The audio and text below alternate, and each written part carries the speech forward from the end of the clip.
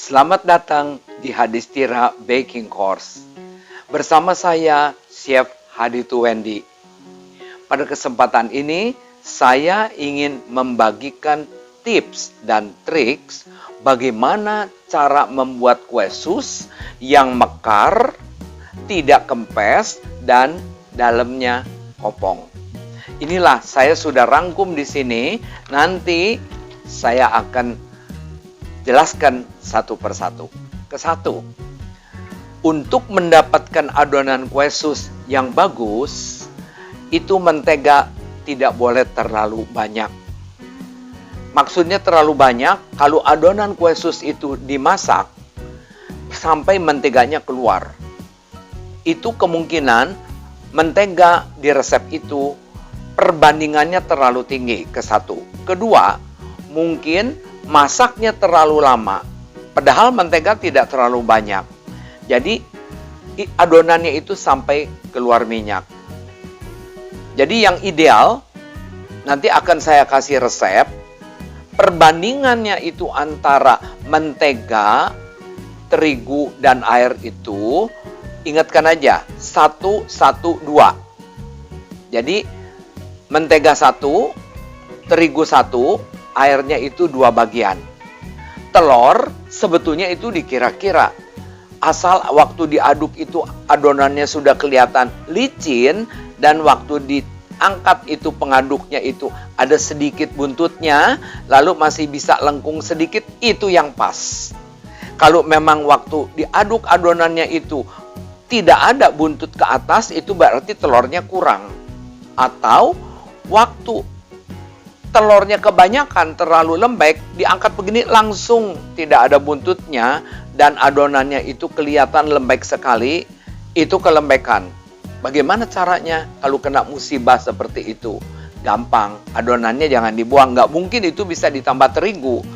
Pakai aja cetakan, dipoles mentega tipis, taruh di situ, itu kue sus bakalnya mekar sekali. Cuman bedanya nanti bagian atasnya agak sedikit kurang ada retak-retak karena terlalu banyak telur, tapi hasilnya empuk sekali kalau kebetulan telurnya kelebihan. Nomor 2, lemak yang dipakai itu boleh saja semuanya butter atau semuanya margarin atau butter dicampur margarin. Boleh-boleh saja. Nomor 3, terigu yang dipakai itu juga Anda bebas boleh pilih. Mau terigu protein tinggi, atau protein sedang, atau protein rendah. Kalau ditanyakan bagaimana hasilnya, ada beda tidak? Sedikit sekali perbedaannya. Bila Anda menginginkan kulit kue sus yang lebih kokoh, pakailah terigu protein tinggi.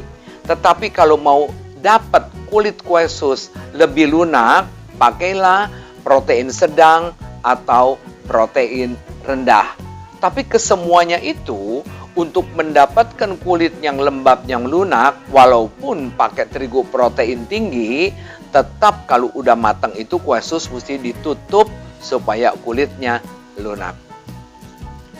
Adonan kue sus mempergunakan telur, sebaiknya telur antero. Itu yang paling tepat. Ya, kalau Anda mau katanya lebih enak, kuning telurnya dibanyakin, lalu putihnya dibuang separoh, malah hasilnya kurang bagus. Yang lebih bagus yang mekar itu adalah yang telurnya campur.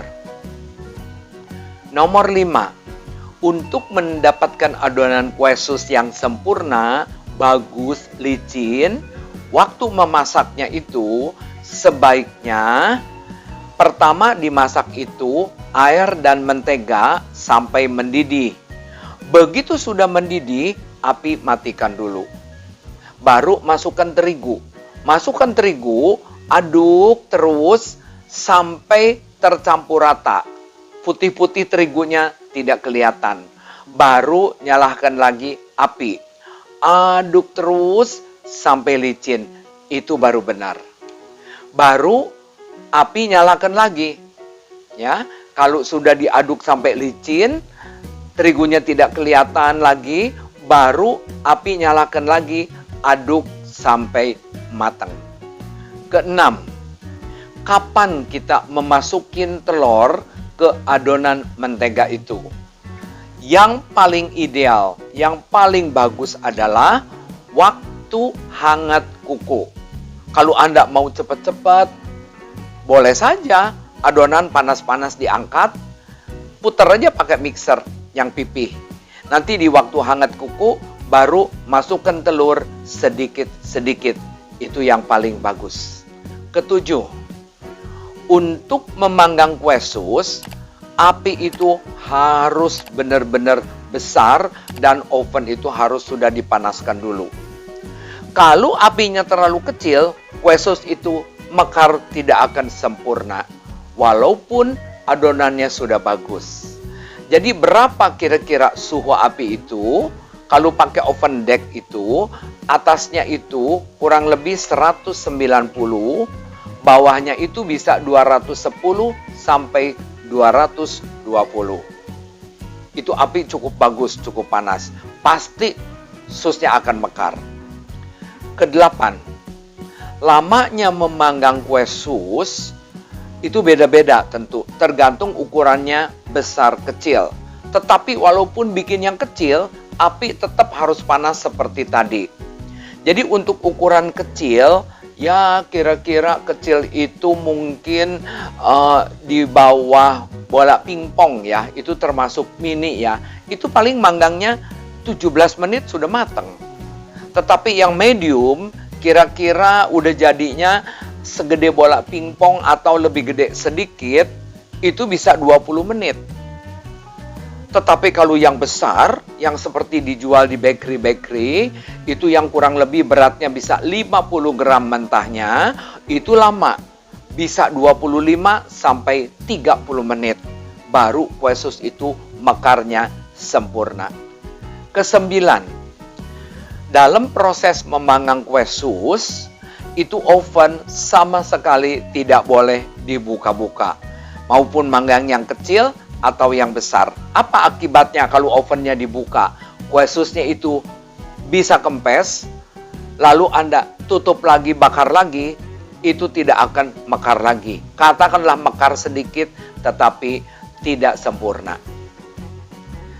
Kesepuluh, setelah kue sus itu matang, diangkat, untuk mendapatkan kulit yang lembab, tidak kering, dimakannya tidak keras, kue sus itu kalau sudah dingin harus dimasukkan ke dalam box plastik, apa saja asal tertutup, atau kantong plastik pun boleh asal tidak kepencet gepeng. Nah, nanti kue sus itu kulitnya akan lunak, lembab. Dan yang terakhir nomor 11. Bagaimana cara perawatan dan umurnya kue sus itu? Kue sus itu kulitnya bisa bertahan 2 sampai 3 hari. Jadi kalau Anda bikin kue sus hari ini, setelah matang dan dingin, ditutup di dalam tempat yang rapat, besok baru dipakai, oke, masih bisa. Lusa dipakai, itu Anda mesti lihat-lihat. Mungkin masih bagus, mungkin kelihatannya dari luarnya masih bagus, tapi Anda mesti lihat dalamnya. Siapa tahu dalamnya itu ada setitik-titik sedikit sudah mulai keluar jamur. Jadi yang baik itu memang 2 hari. Hari ketiga itu kadang-kadang bisa, kadang-kadang enggak. Itu hari terakhir. Kenapa kok bisa? Kadang-kadang bisa, kadang-kadang enggak. Mungkin tergantung dari manggangnya. Kalau manggangnya cukup lama, hari ketiga itu mungkin masih bagus. Lalu bagaimana kalau kue sus disimpan di chiller atau di kulkas? Itu kering, keras nanti kulitnya. Kalau Anda mau, simpennya di freezer. Kalau di freezer, itu nanti setelah 1-2 minggu atau 1 bulan dikeluarkan lagi di suhu ruangan, dia akan lembut lagi. Tetapi kalau kue sus tidak selembut seperti baru kalau ditaruh di freezer. Jadi yang bagus itu hari ini bikin, besok dipakai, atau lusa yang terakhir dipakai. Itu yang paling ideal. Lalu umurnya berapa lama kalau kita simpan lagi? Yaitu kalau sudah diisi pakai flak, itu umurnya paling sehari. Kalau flaknya bikinnya bagus sekali, masaknya lama, paling sampai 2 hari kalau sudah diisi. Nah, itulah cara perawatan dan bagaimana cara menyimpan kulit kue sus yang benar. Nah, itulah tadi tips dan trik dari saya. Bagaimana cara membuat kue sus yang mekar, tidak kempes, dan dalamnya kopong.